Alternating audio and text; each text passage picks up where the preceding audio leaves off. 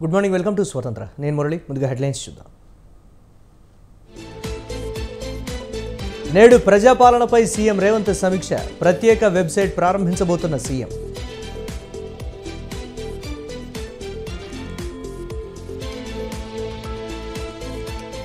ఈ నెలాఖరులోగా ప్రధాని మోదీతో 2 సభలకు ప్లాన్. ఇవాళ బీజేపీ సమావేశంలో నిర్ణయం తీసుకోనున్న నేతలు.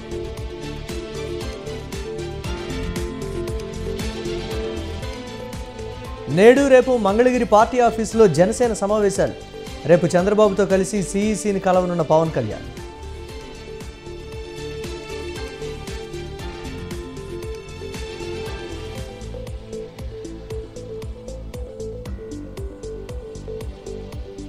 ఏపీలో వైసీపీ పనైపోయింది. వచ్చేది టీడీపీ జనసేన ప్రభుత్వమేనన్న చంద్రబాబు.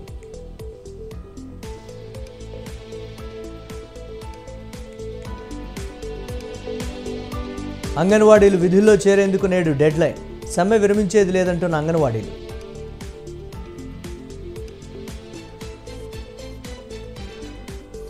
టీడీపీకి కేశినేని నాని కుమార్తె గుడ్ బై. కూతురు రాజీనామా విషయాన్ని ట్వీట్ చేసిన కేశినేని నాని.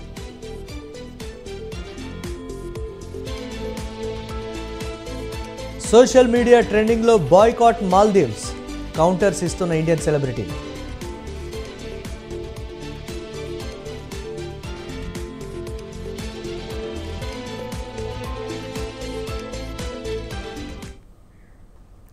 పార్లమెంట్ ఎన్నికలపై తెలంగాణ బీజేపీ ఫోకస్ చేసింది. అసెంబ్లీ ఎన్నికల ఫలితాలు రిపీట్ కాకుండా లోక్సభ ఎన్నికల్లో సత్తా చాటాలని వ్యూహాలు రచిస్తోంది. ఇప్పటి నుంచే ప్రధాని మోదీతో ఎన్నికల ప్రచారం నిర్వహించాలనే ఆలోచనలో ఉంది. ఈ నెల చివరి నాటికి తెలంగాణలో ప్రధాని మోదీ 2 సార్లు పర్యటించేలా ప్లాన్ చేస్తోంది. ఉత్తర దక్షిణ తెలంగాణలో ప్రధాని మోదీ సభలు ఉండబోతున్నట్లు సమాచారం. లోక్సభ ఎన్నికల్లో మెజారిటీ సీట్లు గెలవడంపై దృష్టి పెట్టిన కమలనాథులు బీజేపీ నేతల కీలక సమావేశం నిర్వహిస్తోంది. ఇవాళ 2వ రోజు కూడా నేతలు సమావేశం కానున్నారు.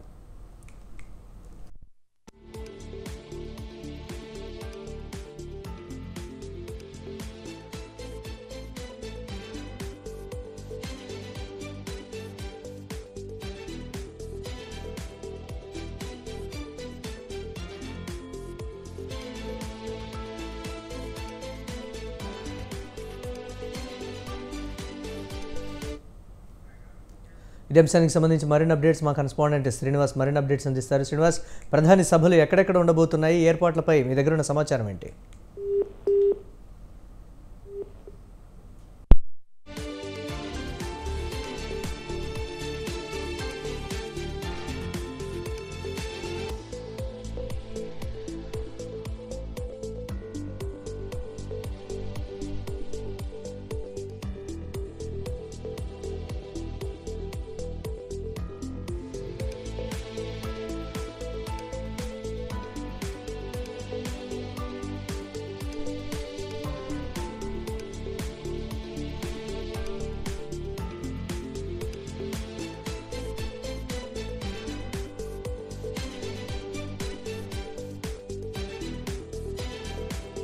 ఇదే అంశానికి సంబంధించి మరిన్ని అప్డేట్స్ మా కరెస్పాండెంట్ శ్రీనివాస్ మరిన్ని అప్డేట్స్ అందిస్తారు. శ్రీనివాస్, ప్రధాని సభలు ఎక్కడెక్కడ ఉండబోతున్నాయి? ఏర్పాట్లపై మీ దగ్గర ఉన్న సమాచారం ఏంటి? ముఖ్యంగా పార్లమెంటు ఎన్నికలను దృష్టిలో పెట్టుకొని ప్రధాని నరేంద్ర మోదీ ఈ నెలలోనే 2 సార్ల పర్యటన చేయాలన్నటువంటిది రాష్ట్ర బీజేపీ నాయకత్వం ప్రధానికి సూచించారు. ఇప్పటికే ప్రధానమంత్రి సంబంధించిన కార్యాలయం తెలంగాణలో పర్యటన గురించి ఖరారు చేసినట్లు తెలిసింది. అయితే మొదట ఉత్తర తెలంగాణలో 1 సభ, తర్వాత దక్షిణ తెలంగాణలో 1 సభ నిర్వహించాలన్నటువంటి రాష్ట్ర కమిటీ నిర్ణయించింది. అయితే ఇప్పటి వరకు ఎలాంటి నగరాల్లో నిర్వహించాలి? అయితే ఉత్తర తెలంగాణలో ఇప్పటికే గత ఎన్నికల్లో కరీంనగర్లో ప్రధాని సభ జరిగింది. ఆ సమావేశంతో అక్కడ ఉన్నటువంటి పరిస్థితిని ఎప్పటికప్పుడు రాజకీయ నేతలు పరిశీలించారు. అయితే ఉత్తర తెలంగాణలో ఆదిలాబాద్ కావచ్చు, లేదంటే నిజామాబాద్ లో కావచ్చు నిర్వహించాలన్నటువంటి సూచనలు అక్కడ ఉన్నటువంటి నేతలు రాష్ట్ర కమిటీకి సూచించారు. అదేవిధంగా దక్షిణ తెలంగాణకు వస్తే నల్గొండలో నిర్వహించాలన్నటువంటి సూచనలు కూడా రాష్ట్ర నేతలకు అక్కడ ఉన్నటువంటి నాయకులు సూచించారు. మొత్తంగా ఈ నెల చివరి వరకు 2 ప్రధాని సభలు నిర్వహించాలన్నటువంటి నిర్ణయానికి రాష్ట్ర బీజేపీ నాయకత్వం వచ్చింది. అయితే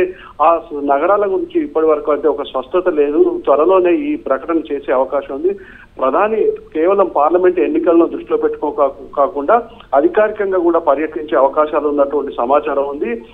తెలంగాణలో కేంద్ర ప్రభుత్వం చేపట్టినటువంటి కార్యక్రమాలు కావచ్చు, ప్రాజెక్టులు కావచ్చు, వాటిని కూడా పరిశీలించి ఆ ప్రధాన కార్యాలయానికి ఒక నివేదిక సమర్పించే అవకాశం ఉంది. ఈ విషయంలో కేంద్ర మంత్రి కిషన్ రెడ్డి చొరవ తీసుకొని ఆ కార్యక్రమాలు ఎక్కడెక్కడ అమలు జరుగుతున్నాయి వాటి మీద ఒక నివేదిక పంపించి అక్కడ కూడా ఆ ప్రాజెక్టులను ప్రారంభించడానికి కావాల్సినటువంటి ఏర్పాట్లను కూడా కేంద్ర మంత్రి కిషన్ రెడ్డి పరిశీలిస్తున్నారని చెప్పవచ్చు మురళి.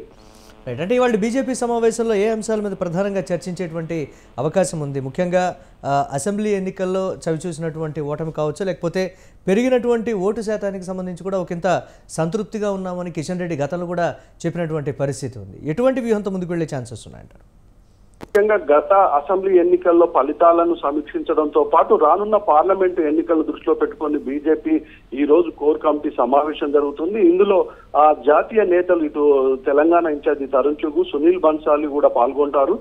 కోర్ కమిటీలో రాష్ట్ర అధ్యక్షుడు కిషన్ రెడ్డి, అదేవిధంగా పార్లమెంట్ కమిటీ సభ్యుడు ఎంపీ డాక్టర్ లక్ష్మణ్, అదేవిధంగా జాతీయ ఉపాధ్యక్షుడు డికే అర్ణ, అదేవిధంగా జాతీయ ప్రధాన కార్యదర్శి బండి సంజయ్ తో పాటు ఇప్పుడున్నటువంటి పార్లమెంట్ మెంబర్లు, ఎమ్మెల్యేలు, కొత్తగా ఎమ్మెల్యేలు అయినటువంటి వాళ్ళందరూ పాల్గొంటారు. ఈ సమావేశంలో పార్లమెంటు ఎన్నికల్లో కార్యాచరణను రూపొందించడానికి కాలవాల్సినటువంటి వ్యూహం చేయనున్నారు. ప్రధానంగా ఇప్పటికే బీజేపీలో గత 2 రోజుల నుండి సమావేశాలు నిర్వహిస్తున్నారు. ఈ సమావేశంలో స్థానిక నేతలు ఇచ్చినటువంటి అభిప్రాయాలను దృష్టిలో పెట్టుకొని బీజేపీ దాదాపుగా 10 సీట్లను పార్లమెంట్ లో గెలవాలనేటువంటి లక్ష్యంతో ఒక కార్యాచరణ రూపొందిస్తున్నారు. అయితే ప్రధానంగా ఇప్పుడు ఉన్నటువంటి పరిస్థితుల్లో దృష్టిలో పెట్టుకొని ఇప్పుడు సిట్టింగ్ ఎంపీలకు స్థానాలు కేటాయించడంతో పాటు ముఖ్యంగా బీజేపీ ఎక్కడైతే గెలుస్తుందో అక్కడ ఉన్నటువంటి ప్రధాన ప్రత్యర్థులు ఎవరు, అదే విధంగా ఇక్కడ ఉన్నటువంటి బీజేపీలో ఉన్నటువంటి అభ్యర్థులు ఎవరు, టికెట్ల కేటాయింపు, అదే విధంగా బీజేపీకి కావాల్సినటువంటి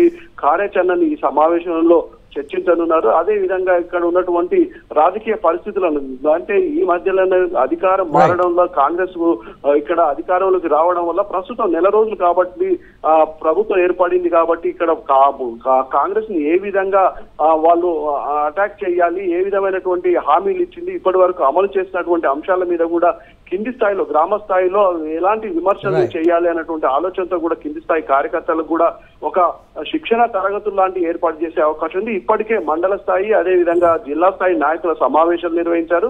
ప్రత్యేకంగా వీటి కమిటీలను కూడా ఏర్పాటు చేశారు. ఆ కమిటీలతో కూడా నిన్న చర్చలు జరిపి వాళ్ళకు సమావేశాలు నిర్వహించి వీటికి దిశానిర్దేశం చేయనున్నారు ఈ రోజు సమావేశంలో Murali. Right, thanks for updates Srinivas.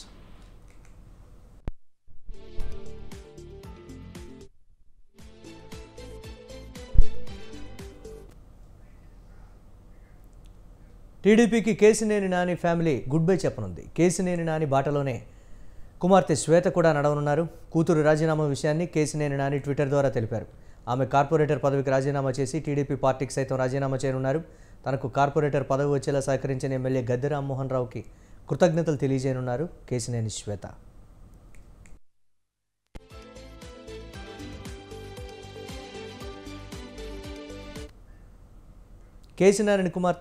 Kesineni Nani కుమార్తె రాజీనామాకు సంబంధించి కేసినేని నాని ట్విట్టర్ ద్వారా తెలియజేశారు. పార్టీకి అలాగే కార్పొరేటర్ పదవికి కూడా వారు రాజీనామా చేయబోతున్నట్లుగా కూడా తెలుస్తోంది. దీనిపై మరిన్ని అప్డేట్స్ మా కరెస్పాండెంట్ సంతోష్ అందిస్తారు. సంతోష్.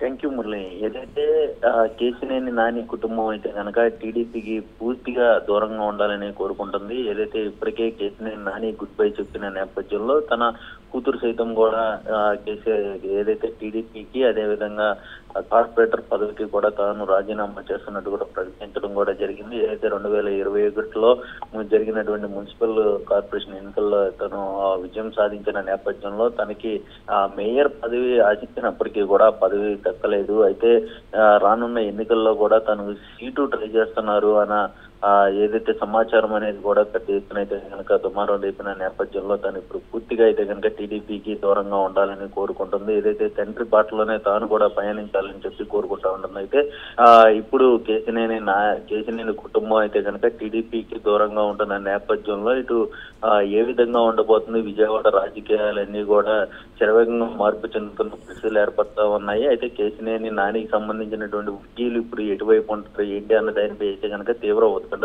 కొనసాగుతా ఉంది. ఇటువైపు బీజేపీకి వెళ్తారా లేదంటే కనుక వైసీపీ కండువా కప్పుకుంటారా అన్న దానిపై అయితే కనుక వారి వర్గీయులందరూ కూడా కార్యకర్తలతోటి ఇటు కేశినేని నాని భేటీ అవుతా ఉన్నారు. ఈ రోజు ఏ విషయం అన్నది కూడా తన యొక్క రాజకీయ కార్యాచరణ ఏ విధంగా ఉండబోతున్న దానిపై అయితే కనుక ఇటు కేశినేని నాని సైతం కూడా ప్రకటించే అవకాశాలు కూడా కనబడతా ఉన్నాయి. మరి right, thanks for update Santosh.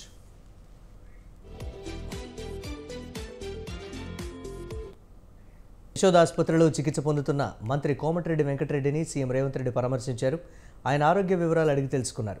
ఇటీవల రోబోటిక్ టెక్నాలజీ ద్వారా కోమటిరెడ్డి వెంకటరెడ్డికి థైమెక్టమీ చికిత్స అందించారు. ప్రస్తుతం ఆయన ఆసుపత్రిలో కోలుకుంటున్నారు.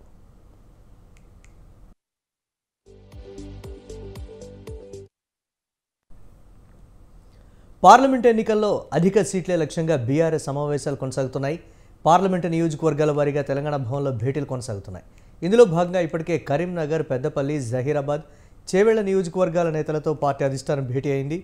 వారి నుంచి అభిప్రాయాలు సేకరించింది. ఇవాళ బీఆర్ఎస్ నిజామాబాద్ లోక్సభ నియోజకవర్గ నేతలతో భేటీ కానుంది.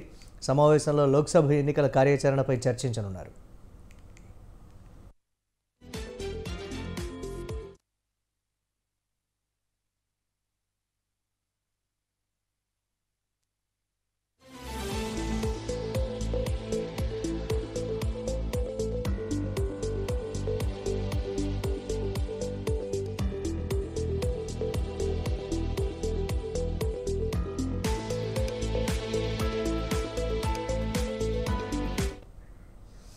పార్లమెంట్ ఎన్నికల లక్ష్యంగా దీనికి సంబంధించి బీఆర్ఎస్ నియోజకవర్గాల వారీగా సమావేశాలు నిర్వహిస్తోంది. దీనిపై మరిన్ని అప్డేట్స్ మా కరెస్పాండెంట్ సవీన్ అందిస్తారు.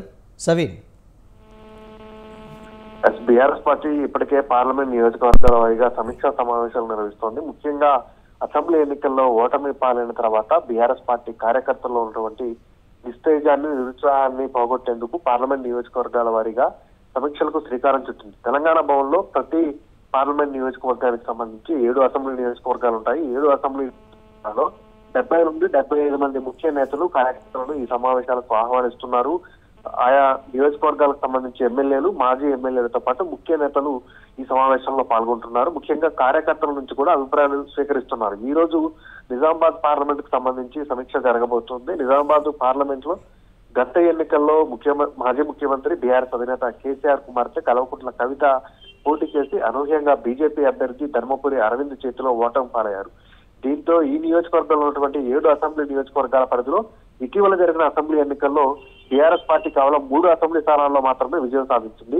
కోరుట్ల, జగిత్యాల, బాల్కొండ ఈ 3 నియోజకవర్గాల్లో బీఆర్ఎస్ పార్టీ విజయం సాధించగా కాంగ్రెస్ పార్టీ మాత్రం నిజామాబాద్ రూరల్, బోధనలో విజయం సాధించింది. ఇక మరో 3 నియోజకవర్గాలు నిజామాబాద్ అర్బన్, ఆర్మూరు నియోజకవర్గాలకు సంబంధించి బీజేపీ అభ్యర్థులు గెలుపొందిన పరిస్థితి మనకు కనపడుతుంది. ఇక్కడ చూస్తే మిక్స్డ్ ఫలితాలు, మిశ్రమ ఫలితాలు నిజామాబాద్ పార్లమెంట్ నియోజకవర్గంలో మనకు కనపడుతున్నాయి. ఇక పార్లమెంట్ ఎన్నికల్లో మాత్రం బీజేపీ, బీఆర్ఎస్ ఈ 2 పార్టీల మధ్య పోటీ ఉంటుంది. ఎందుకంటే ఇప్పటికే నిజామాబాద్ పార్లమెంట్ నియోజకవర్గం నుంచి పోటీ చేయడం కోసం MLC Kalvakuntla Kavitha ground work prepare చేస్తున్నారు.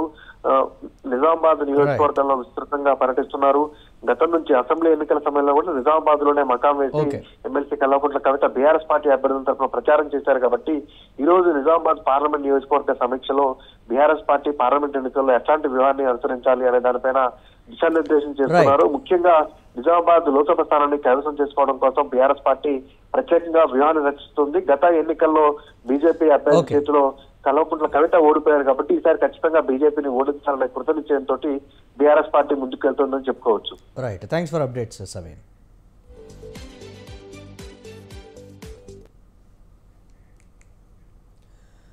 నేడు ఏపీకి కేంద్ర ఎన్నికల సంఘం అధికారులు రానున్నారు. ఏపీలో సిఈసి రాజీవ్ కుమార్ బృందం పర్యటించనుంది. కమిషనర్లు అనూప్ చంద్రపాండే, అరుణ్ గోయల్ అధికారులు ఏపీకి రానున్నారు.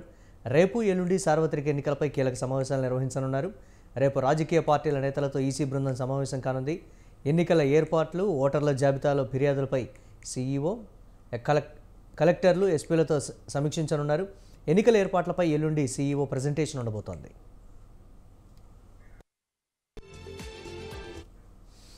కేంద్ర ఎన్నికల సంఘం పర్యటనకు సంబంధించి మరిన్ని అప్డేట్స్ మా కరెస్పాండెంట్ సంతోష్ అందిస్తారు. సంతోష్. థ్యాంక్ యూ మళ్ళీ. ఏదైతే నేడు ఏపీకి అయితే కనుక ఇటు కేంద్ర ఎన్నికల కమిషనర్ రాజీవ్ కుమార్, ఆయన యొక్క బృందం ఎలక్షన్ కమిషనర్లు చంద్రపాండే, అరవింద్ గోయల్ కూడా ఈ రోజు రానున్నట్టు కూడా సమాచారం అంతా ఉంది. 3 రోజుల పాటు జరిగేటువంటి ఈ పర్యటనలో కొన్ని కీలకమైనటువంటి సమీక్షలు అయితే కనుక నిర్వహిస్తున్నట్టు కూడా తెలుస్తా ఉంది. ముఖ్యంగా చూసుకున్నట్లయితే కనుక రాజకీయ పార్టీ నేతలతో సైతం కూడా ఈ సమావేశం జరిగే అవకాశాలు కనబడుతున్నాయి. ఇప్పటికే చంద్రబాబు నాయుడు సైతం కూడా రాకదిల్రా బహిరంగ సభను వాయిదా వేసి ఈ సమావేశానికి హాజరు కానున్నట్టు కూడా తెలుస్తా ఉంది. ఏదైతే ఫిర్యాదులు ప్రతిపక్ష పార్టీ కావచ్చు, అధికార పార్టీకి సంబంధించినటువంటి నేతలు కావచ్చు, వీరిరువురు సైతం కూడా ఇటు ఎలక్షన్ లో జరిగే ఓటర్లకు సంబంధించినటువంటి నమోదు ప్రక్రియ అనేది కూడా అవకతవకలు జరిగాయి. వీటన్నిటిపై అయితే కనుక ఫిర్యాదులు ఇవ్వడం కూడా జరిగింది.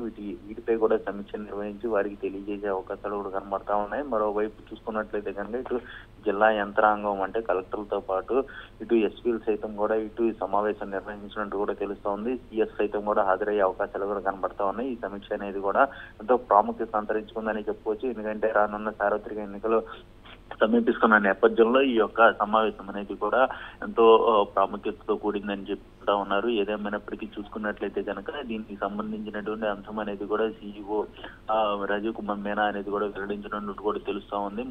మొత్తంగా చూసుకున్నట్లయితే కనుక ఈ 3 రోజుల పర్యటనలో భాగంగా నోటిఫికేషన్ సంబంధించినటువంటి అంశాలు ఏ విధంగా ఉండబోతున్నాయి అన్న దానిపై అయితే కనుక ఒక పూర్తి క్లారిటీ వచ్చే అవకాశాలు కూడా కనబడతా ఉన్నాయి. మురళి.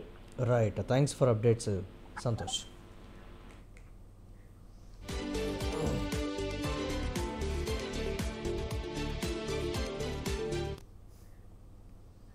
మేడ్చల్ ఎస్ఓటీ పోలీసులు 3 కిలోల గంజాయిని పట్టుకున్నారు. నూతనకల్లో నివాసం ఉంటున్న జలాలుద్దీన్ సిద్దికి ఇంటిని పోలీసులు తనిఖీ చేయగా ఈ గంజాయి లభ్యమైంది. జలాలుద్దీన్తో పాటు గోపాల్ సింగ్, భాగ్యశ్రీ, వికాస్ బార్ డే, ప్రసాద్లను బాధ్యులుగా గుర్తించిన పోలీసులు 3 అదుపులోకి తీసుకున్నారు. పరారీలో ఉన్న ప్రసాద్ కోసం గాలిస్తున్నారు. మేడ్చల్ పోలీసులు కేసు దర్యాప్తు చేస్తున్నారు.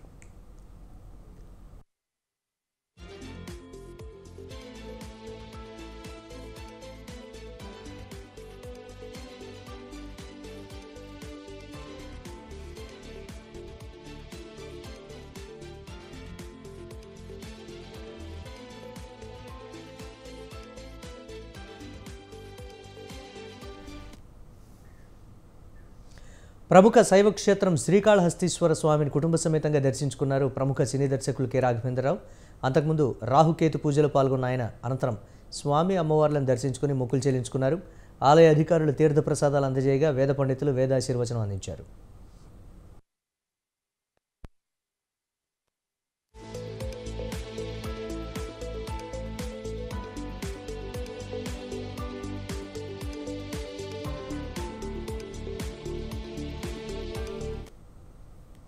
ఇవి ఇప్పటివరకు అప్డేట్స్. కీప్ వాచింగ్ స్వతంత్ర.